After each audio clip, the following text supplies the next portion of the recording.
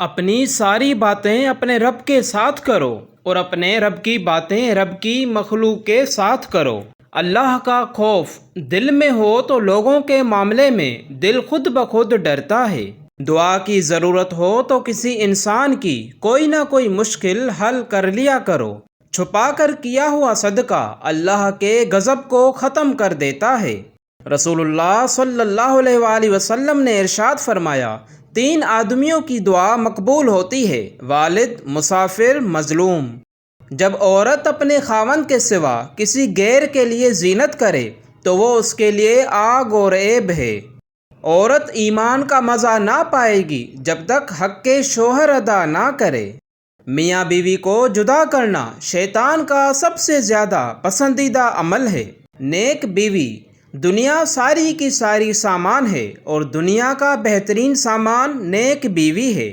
جو سفید مرغ پالے گا اللہ پاک 3 چیزوں سے اس کی حفاظت فرمائے گا: ہر شیطان، جادوگر اور کاہن سے۔ مرغ نے فرشتے کو دیکھ لیا۔ جب تم مرغ کی اذان سنو تو اللہ سے اس کا فضل مانگو، کیونکہ مرغ فرشتے کو دیکھتا ہے۔ اس وقت کی دعا پر فرشتے کے آمین کہنے کی امید ہے۔ پرندوں میں سے سب سے پہلے کشتی نوح میں طوطا داخل ہوا۔ قربانی کرنے والے کو قربانی کے جانور کے ہر بال کے بدلے میں 1 نیکی ملتی ہے۔ بکری جنتی جانور ہے۔ بکری کی عزت کرو اور اس سے مٹی جھاڑو، کیونکہ وہ جنتی جانور ہے۔ جو چھپکلی کو 1 وار میں مارے اس کو 100 نیکیاں، اور 2 وار میں مارے تو اس سے کم، اور 3 وار میں مارے تو اس سے کم نیکیاں ملتی ہیں۔ مینڈکوں کو قتل نہ کرو، ان کا ٹرٹرانا تسبیح ہے۔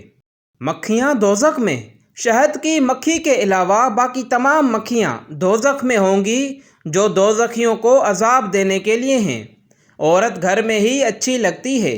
عورت چھپا کر رکھنے کی چیز ہے۔ بلا شبہ جب وہ اپنے گھر سے باہر نکلتی ہے تو شیطان اسے غیر مردوں کی نظروں میں مزین کر کے دکھاتا ہے، اور یہ بات بالکل یقینی ہے کہ عورت اللہ کے سب سے زیادہ قریب اسی وقت ہوتی ہے جب وہ اپنے گھر کے اندر ہوتی ہے۔ جو کھانے کے گرے ہوئے ٹکڑے اٹھا کر کھائے وہ فراخی یعنی خوشحالی کی زندگی گزارتا ہے، اور اس کی اولاد اور اولاد کی اولاد میں کم عقلی سے حفاظت رہتی ہے۔ نبی صلی اللہ علیہ وآلہ وسلم نے عورتوں کو نصیحت کرتے ہوئے صدقہ دینے کا حکم دیا۔ رسول اللہ صلی اللہ علیہ وآلہ وسلم نے ارشاد فرمایا، یہ دونوں یعنی امام حسن و حسین دنیا میں میرے لیے 2 پھول ہیں۔ اپنی تعریف پسند کرنا آدمی کو اندھا بہرا کر دیتا ہے۔ سورہ فاتحہ عرش کے نیچے والے خزانے سے نازل ہوئی ہے۔ جو مومن لگاتار بیمار رہے اس کو بخش دیا جاتا ہے۔ مہمان جب آتا ہے تو اپنا رزق لے کر آتا ہے، اور جب جاتا ہے تو میزبان کے گناہ مٹا کر جاتا ہے۔